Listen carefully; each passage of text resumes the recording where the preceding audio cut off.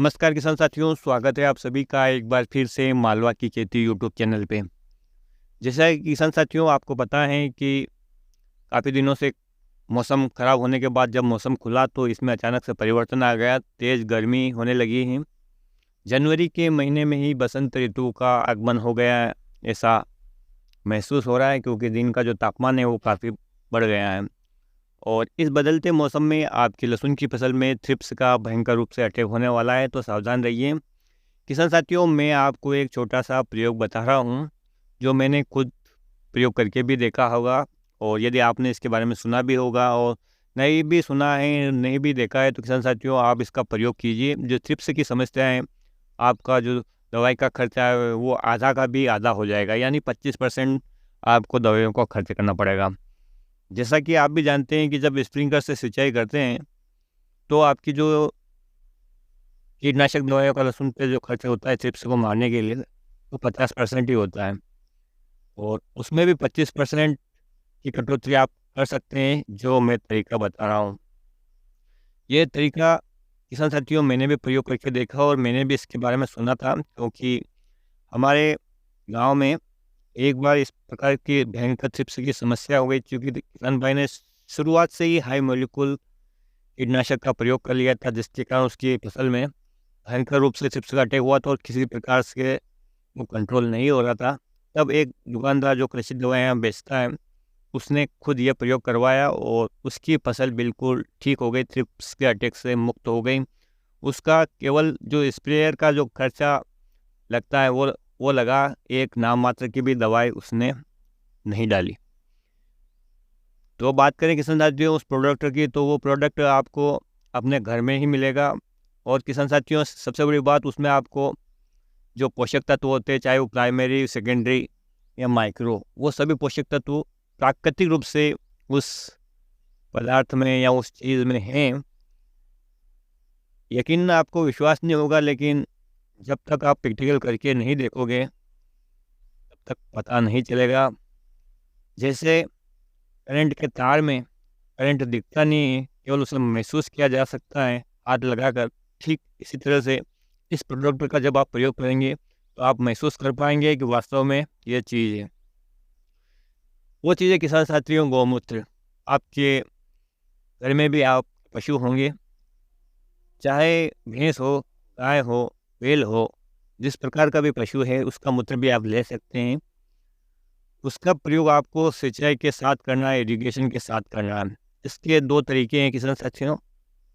यदि आपने sprinkler system लगा रखा है, तो ये आपके लिए बहुत ही अच्छा है।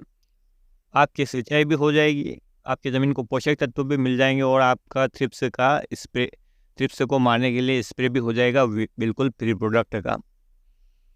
इसके लिए किसान साथियों मैंने पिछले वीडियो में एक जुगाड़ बताया था कि आपको कैसे आप स्प्रे पंप के माध्यम से फर्टिगेशन कर सकते हैं।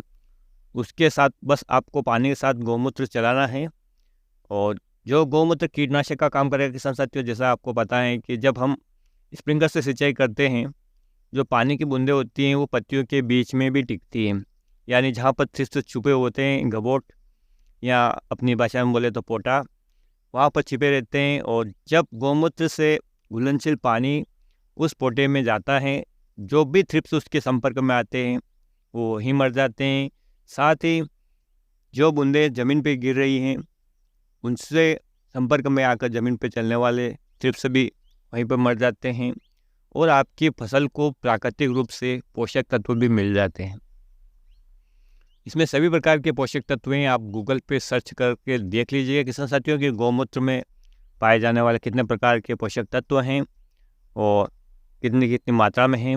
यदि आप कमेंट करके पूछेंगे तो इसके बारे में भी एक डिटेल से वीडियो बनाएंगे। तो इस प्रकार से यदि आप गौमूत्र का अपने स्प्रिंकलर सिस्टम के जरिए, सिंचाई के जरिए यदि आप लहसुन या प्याज की फसल में देते हैं, तो आपका दोहरा फायदा होता है, पोषक तत्व मिलते हैं, दवाई का खर्चा कोई नहीं, कीटनाशक के लिए बहुत बेस्ट प्रोडक्ट हैं, बिल्कुल फ्री का है। लेकिन किसान साथियों विश्वास करके देखना पड़ेगा, प्रयोग करके देखना पड़ेगा।